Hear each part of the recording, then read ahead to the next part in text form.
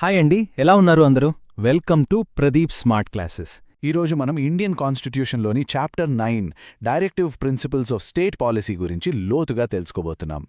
ఈ చాప్టర్ ఎందుకు కాన్స్టిట్యూషన్కి సోల్ లాంటిదో, ఎగ్జామ్స్లో ఎందుకు రిపీటెడ్లీ క్వశ్చన్స్ వస్తాయో కూడా ఈరోజు మనం క్లియర్గా అర్థం చేసుకుంటాం. సరే, ఈరోజు మనం చర్చించబోయే అంశాలు ఇవి. ముందుగా డిపిఎస్పి యొక్క అసలు అర్థమేమిటో చూద్దాం.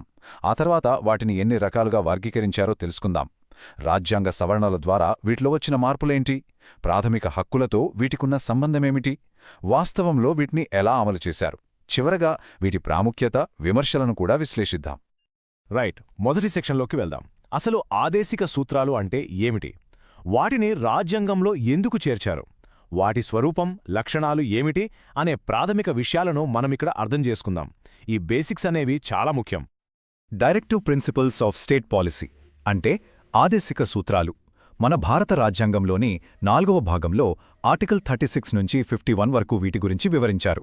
సింపుల్గా చెప్పాలంటే దేశాన్ని పరిపాలించేటప్పుడు ప్రభుత్వాలు అంటే రాజ్యం ఏ ఆదర్శాలను, సూచనలను దృష్టిలో పెట్టుకోవాలో చెప్పేవే ఈ సూత్రాలు. ఇక్కడ ఆర్టికల్ 36 ప్రకారం రాజ్యం అంటే కేవలం కేంద్ర, రాష్ట్ర ప్రభుత్వాలే కాదు. పార్లమెంట్, అసెంబ్లీలు, మున్సిపాలిటీలు, పంచాయతీలు, ఎల్ఐసి, ఓఎన్జీసీ లాంటి ప్రభుత్వ సంస్థలు అన్నీ వస్తాయి. అంటే ఈ సూచనలు దేశంలోని ప్రతి ప్రభుత్వ విభాగానికి వర్తిస్తాయి. మరి ఈ సూత్రాల అసలు లక్ష్యమేంటి? భారతదేశాన్ని ఒక పోలీస్ స్టేట్గా కాకుండా ఒక సంక్షేమ రాజ్యంగా అంటే వెల్ఫేర్ స్టేట్గా మార్చడం. చూడండి, బ్రిటిష్ కాలంలో మనది ఒక పోలీస్ స్టేట్. అంటే వాళ్ల పని కేవలం శాంతి భద్రతల చూడ్డం, పన్నులు వసూలు చేయడం, సరిహద్దులను కాపాడటం అంతే. కాని ఒక సంక్షేమ రాజ్యం అలా కాదు. అది ప్రజల సామాజిక, ఆర్థిక, రాజకీయ న్యాయం కోసం పనిచేస్తుంది. పౌరులందరికీ సమాన అవకాశాలు కల్పించి వాళ్ల అభివృద్ధికి తోడ్పడుతుంది. మన రాజ్యాంగ పీఠికలో ఉన్న న్యాయం, స్వేచ్ఛ, సమానత్వం లాంటి గొప్ప ఆశాలను నిజం చేయడానికే ఈ ఆదేశిక సూత్రాలున్నాయి. ఈ ఆదేశిక సూత్రాల ఆలోచనను మనం ఐర్లాండ్ రాజ్యాంగం నుంచి స్ఫూర్తిగా తీసుకున్నాం. ఇది ప్రిలిమ్స్లో చాలాసార్లు అడిగిన ప్రశ్న. ఇక డాక్టర్ బిఆర్ అంబేద్కర్ వీటిని novel features of the constitution అంటే రాజ్యాంగం యొక్క నూతన లక్షణాలు అని అభివర్ణించారు. ఆయన వీటిని 1935 భారత ప్రభుత్వ చట్టంలోని ఇన్స్ట్రుమెంట్ ఆఫ్ ఇన్స్ట్రక్షన్స్తో పోల్చారు. ఆ రోజుల్లో బ్రిటిష్ ప్రభుత్వం భారతదేశంలోని గవర్నర్లకు జారీ చేసిన ఆదేశాలే ఈ ఇన్స్ట్రుమెంట్ ఆఫ్ ఇన్స్ట్రక్షన్స్. ఇప్పుడు స్వతంత్ర భారతదేశంలో అవే ఆదేశాలు మన ప్రభుత్వాలకు అంటే మన శాసన, కార్యనిర్వాహక వర్గాలకు ఇవ్వబడ్డాయని అంబేద్కర్ స్పష్టంగా చెప్పారు. ఈ పోలిక పరీక్షల కోణంలో చాలా ముఖ్యం, గుర్తుంచుకోండి. ఆదేశిక సూత్రాల యొక్క అతి ముఖ్యమైన లక్షణం ఏంటంటే ఇవి నాన్ జస్టిషియబుల్, అంటే న్యాయస్థానాల ద్వారా వీటిని అమలు చేయించలేం. ఆర్టికల్ 37 ఈ విషయాన్ని చాలా స్పష్టంగా చెప్తుంది. ఒకవేళ ప్రభుత్వం ఈ సూత్రాలను పాటించకపోతే మనం కోర్టుకు వెళ్లి ప్రభుత్వం ఫలానా సూత్రాన్ని అమలు చేయట్లేదు, మీరు అమలు చేయించండి అని అడగలేం. మరి వీటికి విలువే లేదా? ఉంది. అదే ఆర్టికల్ 37 ఏం చెప్తుందంటే these principles are fundamental in the governance of the country, అంటే దేశపాలనకు ఇవి అత్యంత ప్రాథమికమైనవి. చట్టాలు చేసేటప్పుడు వీటిని అమలు చేయడం రాజ్యం యొక్క విధి. స్వాతంత్ర్యం వచ్చినప్పుడు మన దగ్గర తగినన్ని ఆర్థిక వనరులు లేకపోవడం, దేశంలో చాలా వైవిధ్యం ఉండటం వల్ల వీటిని తప్పనిసరి చేయలేదు. కానీ ప్రభుత్వానికి ఒక బలమైన నైతిక బాధ్యతను నిర్దేశించారు. సరే, ఇప్పుడు మనం పరీక్షల కోసం అత్యంత కీలకమైన విభాగానికి వచ్చాం. అదే ఆదేశిక సూత్రాల వర్గీకరణ. రాజ్యాంగంలో ఇలాంటి వర్గీకరణ ఏమీ చేయలేదు. కానీ మనం వీటిని సులభంగా అర్థం చేసుకోవడానికి వాటి స్వభావం ఆధారంగా 3 రకాలుగా విభజిస్తాం. అవి సామ్యవాద సూత్రాలు, గాంధేయవాద సూత్రాలు మరియు ఉదారవాద, మేధోపరమైన సూత్రాలు. మొదటిది సోషలిస్టిక్ ప్రిన్సిపల్స్ అంటే సామ్యవాద సూత్రాలు. వీటి ఉద్దేశం ఏంటంటే సామాజిక, ఆర్థిక న్యాయాన్ని స్థాపించడం. ప్రజాస్వామ్య, సామ్యవాద భావనలను ఇవి ప్రతిబింబిస్తాయి. ఆర్టికల్ 38 చూడండి, ప్రజల సంక్షేమాన్ని ప్రోత్సహించాలి, ఆదాయంలో, హోదాలో ఉన్న అసమానతలను తగ్గించాలని చెప్తుంది. ఆర్టికల్ 39 దేశ సంపద కొద్దిమంది చేతుల్లో కేంద్రీకృతం కాకుండా వనరులను అందరికి సమానంగా పంచాలని నిర్దేశిస్తుంది.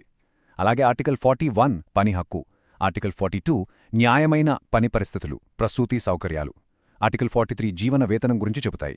తర్వాత చేర్చిన ఆర్టికల్ 39A పేదలందరికీ ఉచిత న్యాయ సహాయం అందించాలని చెబుతుంది. ఇవన్నీ ఒక సమాజ స్థాపన లక్ష్యంగా పనిచేస్తాయి. ఇక్కడ ఒక ముఖ్యమైన విషయాన్ని మనం గమనించాలి. ఆర్టికల్ 43లో లివింగ్ వేజ్ అనే పదం వాడారు, మినిమం వేజ్ కాదు. ఈ రెండింటికి చాలా తేడా ఉంది. మినిమం వేజ్ అంటే కనీస వేతనం, ఒక మనిషి బ్రతకడానికి అవసరమైన కనీస అవసరాలు అంటే తిండి, బట్ట, ఇల్లు, వీటిని మాత్రమే తీరుస్తుంది. కాని లివింగ్ వేజ్ అంటే జీవన వేతనం అలా కాదు. ఈ కనీస అవసరాలతో పాటు పిల్లల చదువు, ఆరోగ్యం, ఇన్సూరెన్స్, కొంత వినోదం ఇలా ఒక గౌరవప్రదమైన జీవితాన్ని గడపడానికి అవసరమైన వేతనాన్ని నిర్ధారిస్తుంది. మన రాజ్యాంగ నిర్మాతల ఆశయం ఎంత గొప్పదో చూడండి. ఇక రెండవ వర్గం గాంధేయవాద సూత్రాలు. ఇవి మహాత్మా గాంధీగారి ఆశయాలను ప్రతిబింబిస్తాయి. ఇందులో అత్యంత ముఖ్యమైనది ఆర్టికల్ 40. ఇది గ్రామ పంచాయతీలను స్వపరిపాలన సంస్థలుగా ఏర్పాటు చెయ్యాలని చెబుతోంది. ఇది గాంధీజీ కలలు కన్న గ్రామ స్వరాజ్యం. ఆర్టికల్ 43 కుటీర పరిశ్రమలను ప్రోత్సహించాలని, ఆర్టికల్ 46 ఎస్సీ, ఎస్టీ, ఇతర బలహీన వర్గాల విద్య, ఆర్థిక ప్రయోజనాలను కాపాడాలని చెబుతోంది. ఇక ఆర్టికల్ 47 మద్యపాన నిషేధం, ఆర్టికల్ 48 గోవధ నిషేధం గురించి ప్రస్తావిస్తాయి. ఇవన్నీ గాంధీజీ సిద్ధాంతాలకు రాజ్యాంగ రూపం. మూడవది లిబరల్ ఇంటెలెక్చువల్ ప్రిన్సిపల్స్. ఇవి ఉదారవాద, ఆధునిక భావనలను సూచిస్తాయి. ఉదాహరణకి ఆర్టికల్ 44 దేశంలోని పౌరులందరికీ ఒకే ఉమ్మడి పౌరస్మృతి అంటే యూనిఫామ్ సివిల్ కోడ్ ఉండాలని చెప్తుంది. ఆర్టికల్ 45 6 సంవత్సరాలలోపు పిల్లలకు సంరక్షణ, విద్య అందించాలని నిర్దేశిస్తుంది. ఆర్టికల్ 48A పర్యావరణ పరిరక్షణ గురించి మాట్లాడుతుంది. ఇక ఆర్టికల్ 50 ప్రజాస్వామ్యంలో చాలా కీలకమైన అంశం. న్యాయ వ్యవస్థను కార్యనిర్వాహక వ్యవస్థ నుండి వేరు చేయాలని చెబుతుంది. అంటే జ్యుడీషియరీ స్వతంత్రంగా పనిచేయాలి. ఆర్టికల్ 51 అంతర్జాతీయ శాంతి, భద్రతను ప్రోత్సహించడం, భారతదేశ విదేశాంగ విధానానికి మార్గనిర్దేశం చేస్తుంది. సరే, ఇప్పుడు మనం ఇంకో ముఖ్యమైన టాపిక్కి వద్దాం. ఆదేశిక సూత్రాలు అనేవి రాజ్యాంగం రాసినప్పుడు ఎలా ఉన్నాయో అవే స్థిరంగా లేవు. కాలక్రమేణా కొన్ని రాజ్యాంగ సవరణల ద్వారా కొత్త సూత్రాలను చేర్చడం జరిగింది. ప్రిలిమ్స్లో ఈ సవరణల గురించి, వాటి ద్వారా చేర్చిన ఆర్టికల్స్ గురించి మ్యాచ్ ద ఫాలోయింగ్ లేదా డైరెక్ట్ క్వశ్చన్స్ తరచుగా వస్తాయి. కాబట్టి జాగ్రత్తగా వినండి. చూడండి, మొదటగా 1976లో 42వ సవరణ. ఇది 4 కొత్త సూత్రాలను చేర్చింది. ఆర్టికల్ 39F పిల్లల ఆరోగ్యకరమైన అభివృద్ధి, ఆర్టికల్ 39A పేదలకు ఉచిత న్యాయ సహాయం, ఆర్టికల్ 43A పరిశ్రమల యాజమాన్యంలో కార్మికుల భాగస్వామ్యం మరియు ఆర్టికల్ 48A పర్యావరణ పరిరక్షణ.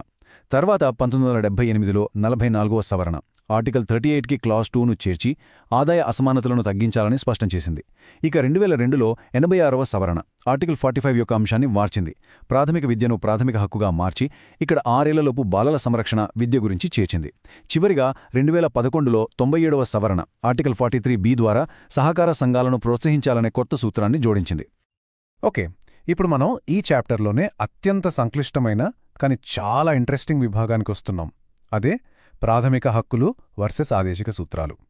ఒకటి జస్టిషియబుల్ అంటే కోర్టు ద్వారా అమలు చేయొచ్చు, ఇంకొకటి నాన్ జస్టిషియబుల్. ఒకవేళ ఒక చట్టం ఒక ఆదేశిక సూత్రాన్ని అమలు చేస్తూ ఒక ప్రాథమిక హక్కును ఉల్లంఘిస్తే అప్పుడు ఏది చెల్లుతుంది? ఈ ప్రశ్నకు సుప్రీంకోర్టు కాలక్రమేణా ఎలా సమాధానమిచ్చిందో ఇప్పుడు చూద్దాం. ఈ కేసుల క్రమాన్ని గుర్తుపెట్టుకోవడం చాలా ముఖ్యం. మొదట 1951 చంపకం దొరైరాజన్ కేసులో సుప్రీంకోర్టు చాలా సింపుల్గా చెప్పింది, ప్రాథమిక హక్కులే గొప్పవి, ఆదేశిక సూత్రాలు వాటికి లోబడి ఉండాలి. కానీ 1967 గోలక్నాథ్ కేసులో ఆదేశిక సూత్రాల అమలు కోసం పార్లమెంట్ ప్రాథమిక హక్కులను సవరించడానికి వీల్లేదు అని ఒక కఠినమైన తీర్పిచ్చింది.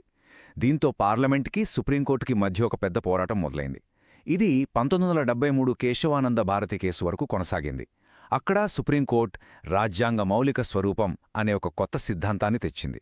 చివరగా 1980 మినర్వా మిల్స్ కేసుతో ఈ వివాదానికి ఒక ముగింపు పలికింది. మినర్వా మిల్స్ కేసులో సుప్రీంకోర్టు చెప్పిన మాటలు అద్భుతం.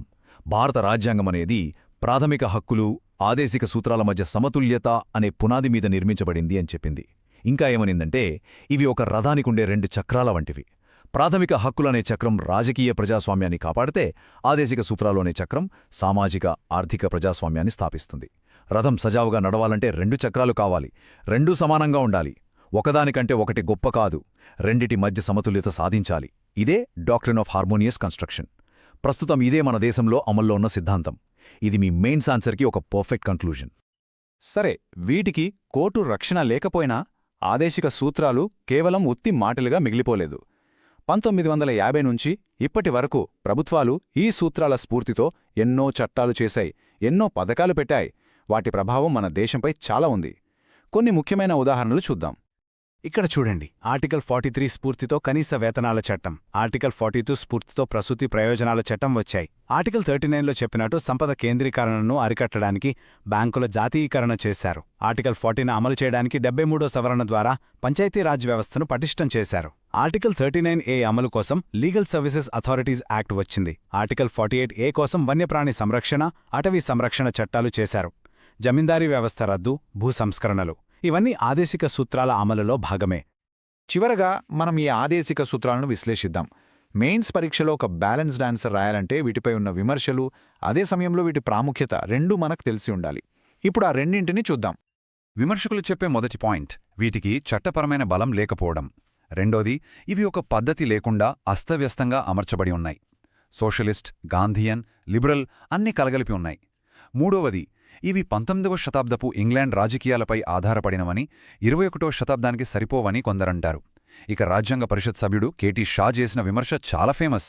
ఆయనేమన్నారంటే, ఇవి బ్యాంకు దగ్గర డబ్బులున్నప్పుడు మాత్రమే చెల్లించే ఒక పోస్ట్ డేటెడ్ చెక్కు లాంటివి అని. అయితే విమర్శలున్నప్పటికీ వీటి ప్రాముఖ్యత చాలా ఎక్కువ.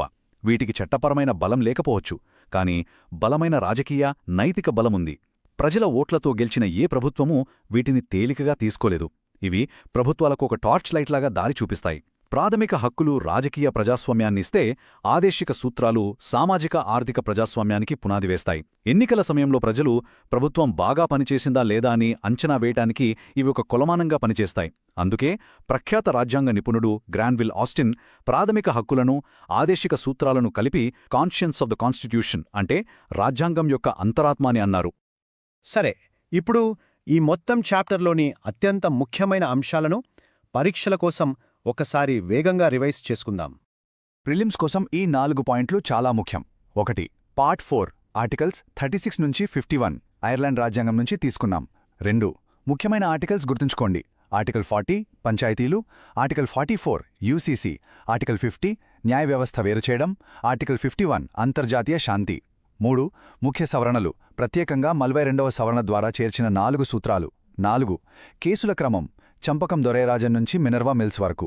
ఈ ఆర్డర్ మర్చిపోవద్దు. ఇక మెయిన్స్ కోసం ఈ 2 వాక్యాలు మీ సమాధానాన్ని చాలా బలంగా చేస్తాయి. మొదటది, ఆదేశిక సూత్రాలు రాజ్యాంగం యొక్క నూతన లక్షణాలు మరియు ప్రాథమిక హక్కులతో కలిసి దాని అంతరాత్మను ఏర్పరుస్తాయి. రెండవది, సుప్రీంకోర్టు మినర్వా మిల్స్ కేసులో ప్రాథమిక హక్కులు మరియు ఆదేశిక సూత్రాల మధ్య సమతుల్యత అనే పునాదిపై రాజ్యాంగం నిర్మించబడిందని, వాటిని రథానికి ఉండే 2 చక్రాలుగా అభివర్ణించింది. ఈ పాయింట్స్ను మీ ఆన్సర్స్లో ఉపయోగించండి, మీకు తప్పకుండా మంచి మార్కులు వస్తాయి. ఈ వీడియో మీకు ఉపయోగపడితే లైక్ చేయండి. ప్రదీప్ స్మార్ట్ క్లాసెస్ యూట్యూబ్ ఛానల్ను సబ్స్క్రైబ్ చేయండి. బెల్ ఐకాన్ నొక్కండి. ఈ వీడియోను మీ ఫ్రెండ్స్తో అండ్ ఫ్యామిలీ మెంబర్స్తో షేర్ చేయండి. ధన్యవాదాలు. Thank you.